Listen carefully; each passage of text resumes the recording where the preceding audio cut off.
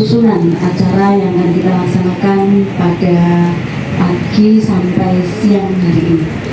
Yang pertama adalah pembukaan, kemudian acara kedua menyanyikan lagu Indonesia Raya, acara ketiga doa, kemudian acara Indonesia tanah airku, tanah tumpah darahku, di sanalah aku berdiri jadi pandu ibuku.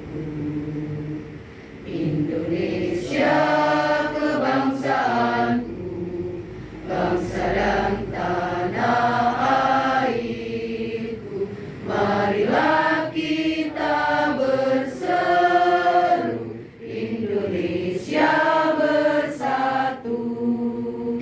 Itu semua saya yakin karena kebersihan mereka dengan Pak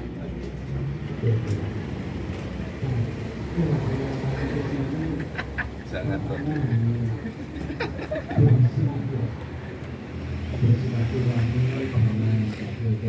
ikutinnya miring lagi ki tambah gede ya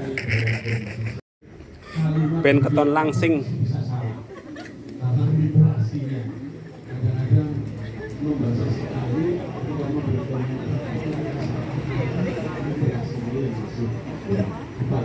serius maka kali ini doa dan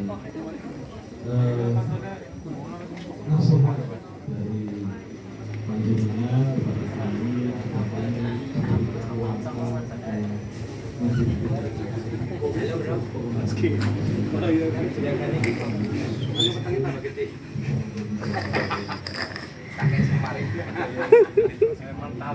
dan SS dengan judul Nina Bobo.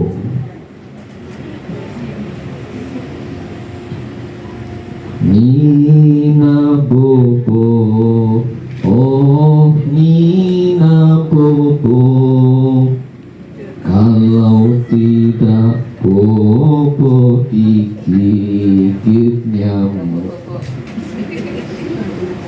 Suara siapa itu? Merdu sekali, ucapku penasaran. Entah mengapa hatiku berdebar kencang mendengar suara itu. Aku pun mulai berjalan mencari sumber suara emas itu di sekitar taman. Tak lama kemudian, aku melihat sosok wanita lusuh berbaju putih yang menggendong bayi perempuannya di pinggir jalan. Tubuh wanita itu begitu kurus, jilbab dan bajunya pun sudah kotor. Wajahnya terlihat pucat, tetapi senyumnya masih terus mengembang sembari terus menyanyi untuk sang buah hatinya. Alhamdulillah ya Allah, anakku sudah terlelap dan rongsok yang kukumpulkan sudah 1 karung penuh. Akhirnya aku bisa menjualnya ke pengepul rongsok untuk dimakan, ucap wanita itu. Ya, sebuah daun di pohon merabu. Aku gemar menyaksikan sebuah daun itu yang hijaunya memantulkan sihir setiap kali dan tubuhnya mengalirkan seri-seri baru tentang rencana dan doa-doa pujian. Setiap hari hanya sedikit kedua mataku mengatuk menyaksikanmu bermain dengan rona-rona cahaya, menari-nari bersama senyum angin semi dan tertidur dengan penuh sukacita. di mana?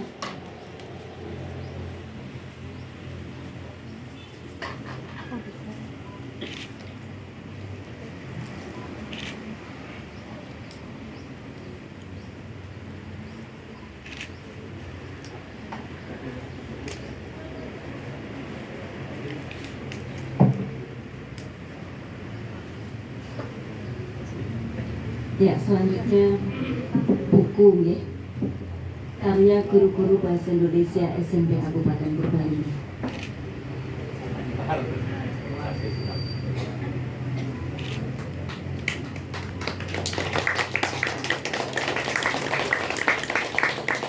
Memang punten Bok, nanti saya salah ya. Kalau nama besarnya sudah tidak asing lagi, semua sudah pernah membaca karyanya, barangkali juga sudah bertemu, bahkan mungkin ada yang sudah bertemu tidak hanya satu kali ya. Terlahir di Banyumas tanggal 13 Juni 1948 dengan nama Ahmad Tohari. Dulu lahirnya juga langsung diberi nama itu ya. Oke, jadi tidak ada perubahan nama ya. Biasanya kalau orang zaman dulu kan begitu menikah terus ya ada di beberapa daerah yang seperti itu ya. Ya, jadi namanya masih Ajib Ahmad Tohari, lahir di Banyumas 13 Juni 1948, berarti sekarang usianya sudah 77 tahun ya. Alamat di Desa Tinggarjaya, jadi di sini di Desa Tinggarjaya RT 1 RW 9 Kecamatan Jatilawang Kabupaten Banyumas. Pramudia anak batu dengan bumi manusianya, itu nama-nama itu sangat betul rasanya. Jadi saya cukuplah menjadi peminat membaca.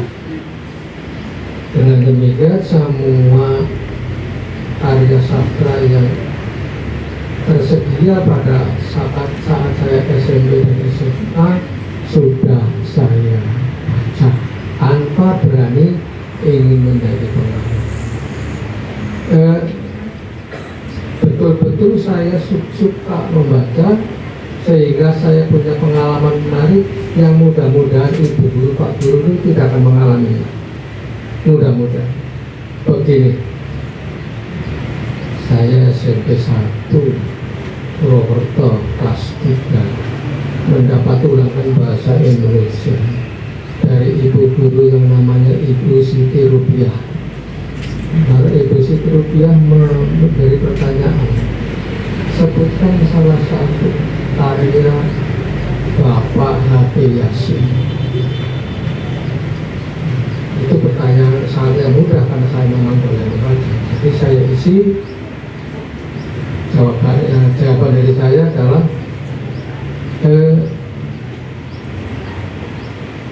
fenomena cerita pendek, sorotan atas cerita pendek karya H.P. Yasin itu.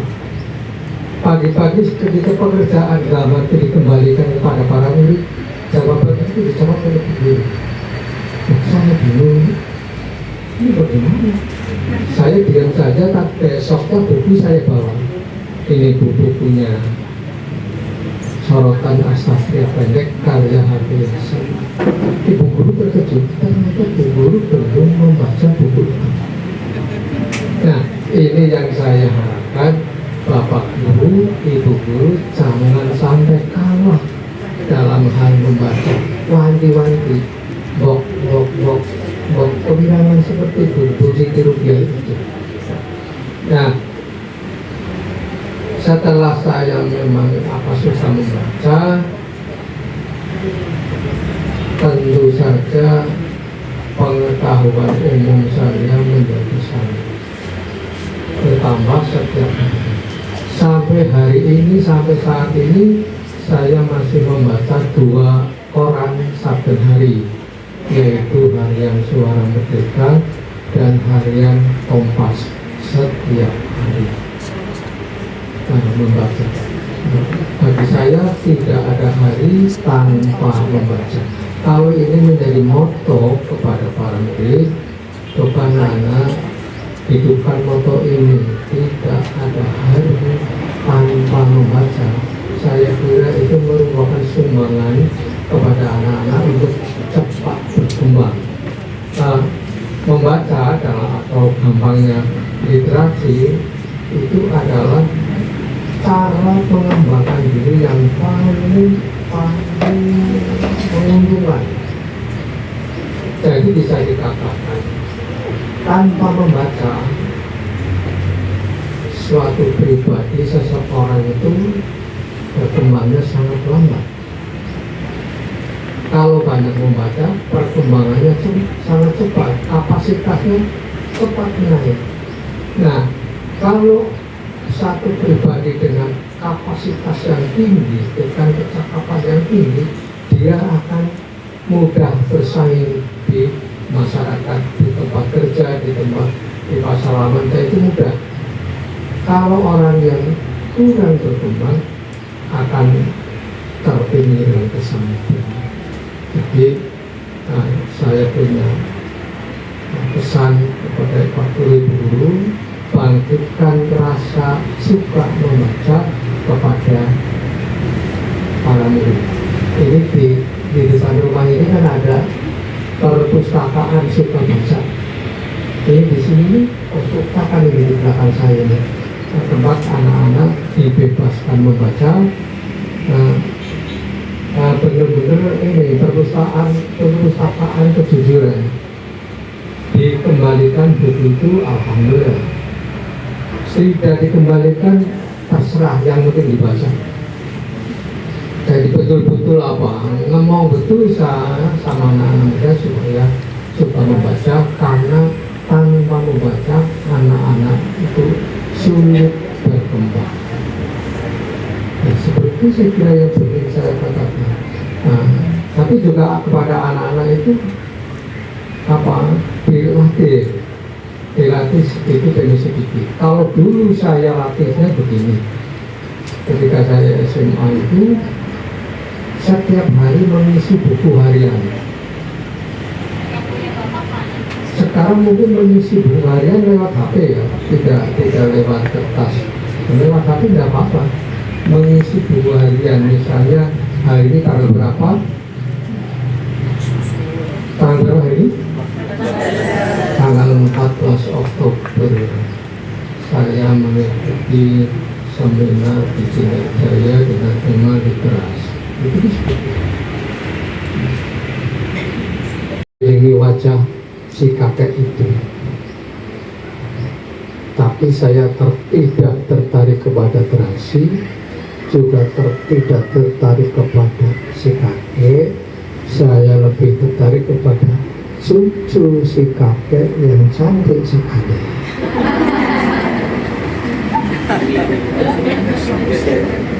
Itu masih tercatat sampai sekarang. Nah, hal-hal seperti itu ternyata menjadi latihan melahirkan satu teks dari pikiran yang ada di kepala. Dan itu saya tulis bukan hal-hal yang baik saja. Kalau saya melihat hal yang saya tidak suka pun saya tulis. Begitu. Kalau melihat perilaku Pak Guru yang saya tidak, saya bersama cucu-cucu saya. Cucu saya ini kelas 1 SD. Dia mau tidur kalau sudah dibacakan cerita. Jadi kalau tidak ada yang mengikat, dia cukup diberikan buku bacaan cerita anak-anak.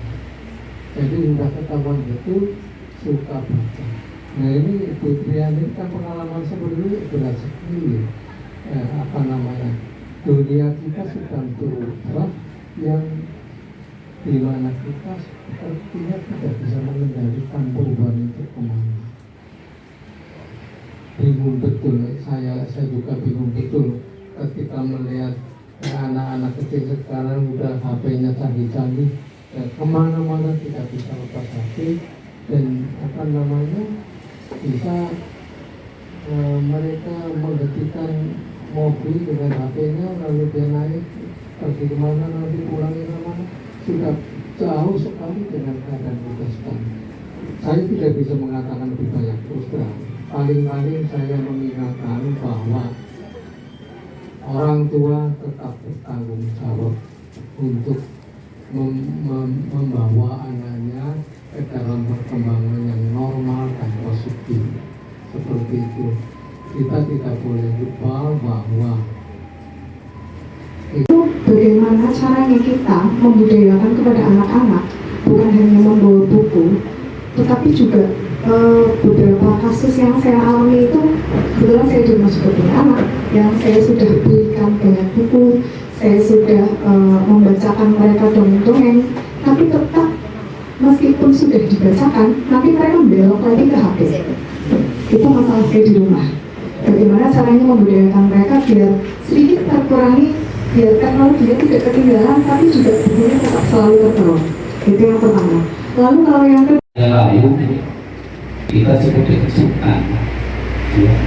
Cukup dikejutkan dengan berita nestapa bahasa Indonesia di ibu kota Nusantara. Sangat miris rasanya. asli original nganti dua. Itu jenenge sikap ilmiah. Aja berada itu mengambil sikap berjanji-janjian, kita sudah meninggalkan tradisi kebudayaan seperti itu.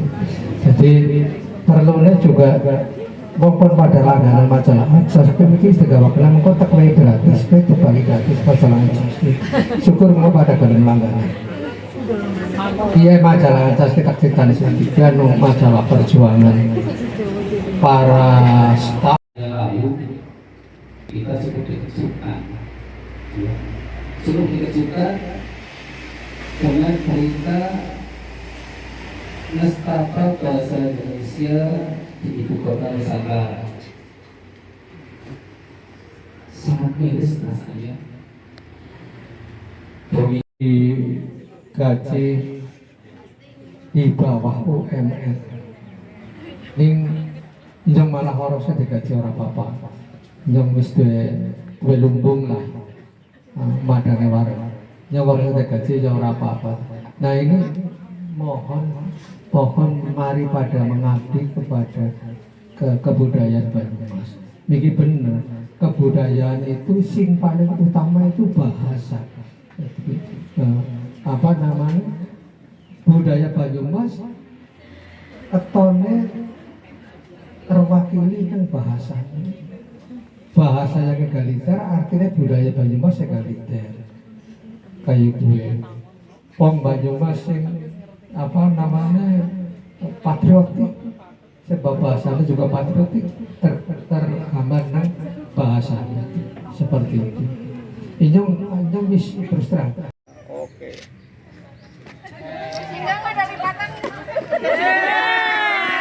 Satu, dua, tiga.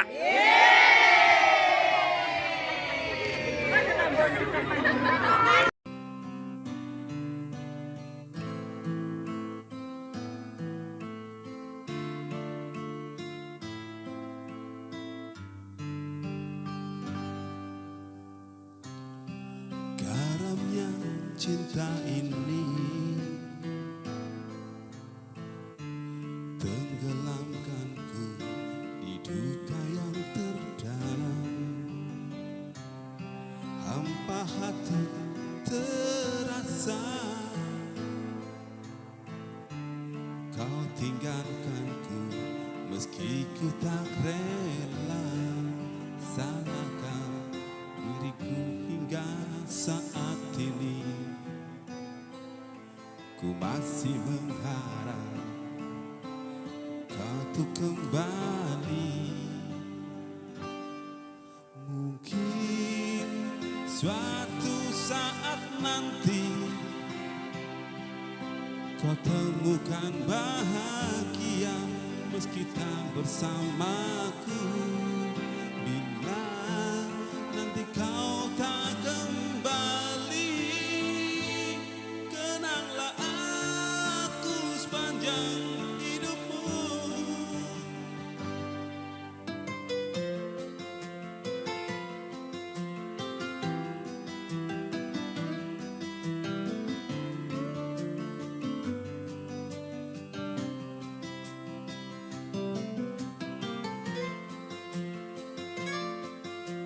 Oke, baik pemirsa, hari ini kita akan mewawancarai beberapa TKW ilegal yang masih terlantar di sebuah lokasi yang ternyata cukup nyaman buat para TKW itu. Coba kita lihat bersama.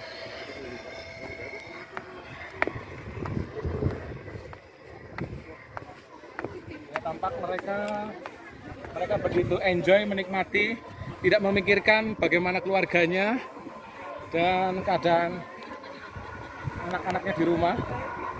Pemirsa, bisa kita simak bersama, kita saksikan bersama.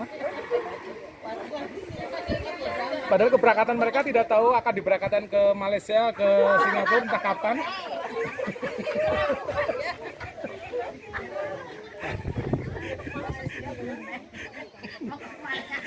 Tidak hanya di sini tapi di sana juga ada. Tidak hanya di satu lokasi saja, tapi berpencar juga di beberapa lokasi di sebelah kiri kami di sini. Beberapa calon TKW yang ternyata masih terlantar di lokasi ini.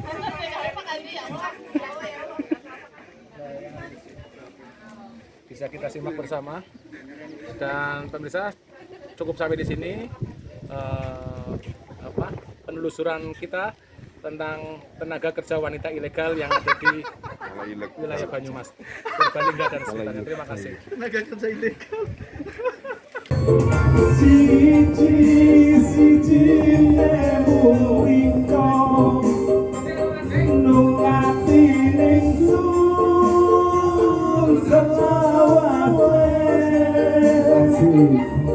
Serasa di Banyuwangi.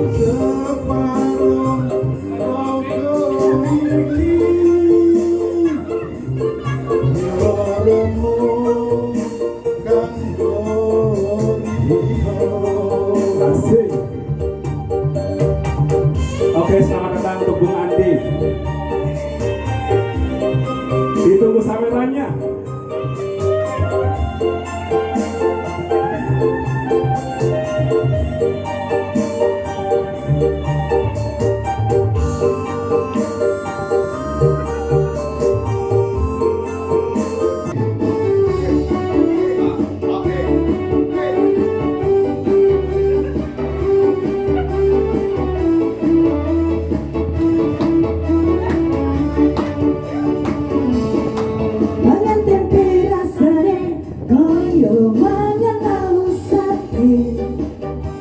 Saja searahnya simpan di roh kue, ngombe nembang tahu rasanya kaya ngambe susu. Kau sambil cucu kesnaku kowe dapatkan madu, buka tenang rasanya bukan lagi perjuang ke tekan jalur belenggu. Siji aku bangga karo kowe. Apa alane tresnaku ra bakal letre. Kowe ojo sumenang, tresnaku ra bakal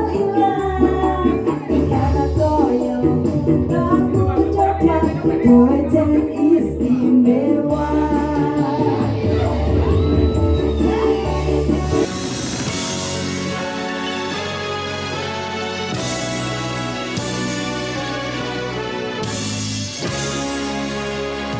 Orang yang pertama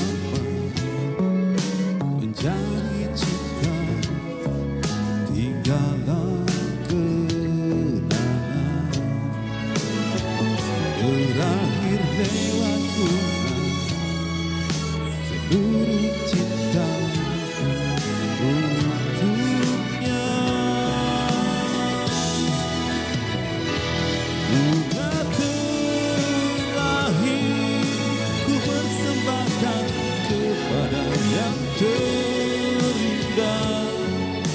sebagai satu tanda cinta untuknya. Bunga